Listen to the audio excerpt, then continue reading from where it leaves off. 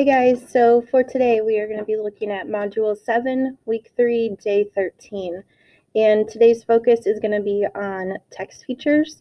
And we've done a lot of work on these text and graphic features. And I want you to remember that text features are the way things are changed in the text, the writing part of it. So it's not graphic features where it's pictures, but really it's how the text is written. After the lesson, you will have a you-do to complete, you have vocabulary, and then you're going to do some work on spelling city. So our goal for today is I can identify text and graphic features and tell why they were included. So the way that you're going to be successful is I will notice important details in the graphic features. I will notice italics and other types of print. I will think, why did the author include this feature? I will explain to my classmates using evidence to back up my thinking. I will speak assertively and listen carefully to the ideas of others. So on this first page, I want you to look for different types of text feature, and I want you to find words that are italicized or bold. So the italics are going to be the words that are slanted. If you look down here at the bottom, this is a word that is written in italics. So where do you see that in the text? One of the places that is in the text is with the word el barrio. So on el barrio, we have right here, this is el barrio. There's another el barrio. There's Nueva York. Okay, so one of the words is that el barrio. And why do you think the author italicized el barrio and Nueva York? So el barrio and Nueva is Spanish words. El barrio is Spanish for neighborhood, and Nueva is Spanish for new. And the author wants to italicize those words when it's another language. So it's a word from another language. They often put it in italics. There is another place that has italics. If you are looking at the bottom, Lucia Gonzalez is also italicized. So why do you think they would italicize Lucia Gonzalez? It's not a Spanish word. It's a person's name, Lucia. So why would the author use a different font for the name?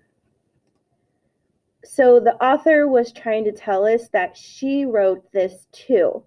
It's not part of the story, but it's kind of like a letter to the reader. So like this is the introduction. She wrote this about introducing it so that we understood some background information. So she signed her name at the bottom. All right, look at this page. What are some text features you notice on this page? What do you notice in here?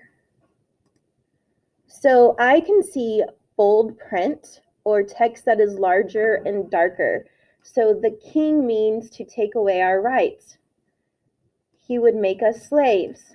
And then this big word, freedom. Why do you think the author would include bold print in these pages? A, the author likes being creative with his words. B, the author wants us to say these words loudly. C, the author wants to understand how happy everyone is. Or D, the author wants us to understand how upset the people are. You should have said D. The author wants us to understand how upset the people are. So it says, voices rang out as Mumbet entered the room. The king means to take away our rights, one man shouted. Do I have rights? Wondered Mumbet. He would make us slaves, cried another man. You wouldn't like that, not one bit, thought Mumbet. So in these sentences, the people that are saying those words that are underlined are very upset. They are looking at becoming slaves, and they're upset. They don't want to become slaves. So the author wants us to understand how upset the people are. That's why he chose to use larger print. All right, so looking at this page, this one doesn't have a graphic feature, but it does have illustrations. So my question to you is, what part of the story does this illustration help you understand? So this was happening where the librarian is telling the kids the story for the first time at the library. So this is helping us understand how the librarian is telling the story. And we want to take a deeper look at this illustration and figure out what are some things in here that was not found in the text. So what do you see that wasn't described in the text? There were some things like a puppet theater. They didn't talk about the puppet theater in the book. We can see the kids down here are sitting on the floor. Now we can see what the story candle looks like. You know, we heard about the story candle, but now we have a visual to see what it looks like. We can see that the clothes are from the past, so we can see clothes from that time period. Remember, this was happening in the 1930s. And we can see that the kids are really paying attention to the librarian. Okay, so just like on this last page that we had, you had to tell me what part the illustration helps you understand, and then you had to explain what the illustration gave to the story. So what was it in the text? You are going to be doing the same thing. So question 1 says, what part of the story does this illustration help you understand? Make sure that you are doing race. You will have your race poster above your Cami page so that you can see it. And then question number 2 says, what does the illustrations include that was not found in the text? So think about, what does it tell you based on the pictures? And then finally, why do you think it is important to pay attention to special text features like bold words and italics? What is it that we learn when we have those bold words and special italics? So after you complete the you have a vocabulary page. Make sure you are using the definitions from the story. If you're not sure of the meaning, go back and use your book.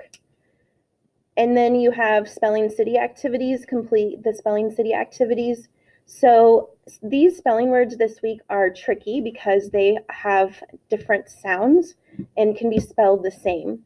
So we have words that sound like wood, so it has the ud. So we have wooden, crooked, and hooves. They all have that sound. But then we have words like smooth that have the oo sound. So we have and oo. We have mood, spelled oo. Drew, spelled ew. Blue, spelled ue. Balloon, oon, spelled oo. True, spelled ue. Chew, tooth. Pooch, feud, and cool. All of them have that ooh sound, and so we have to pay attention to the sounds, but they can be spelled both ways. So we have to listen to the sounds when we are reading these words. And after you've completed your spelling city activities, you are done for the day.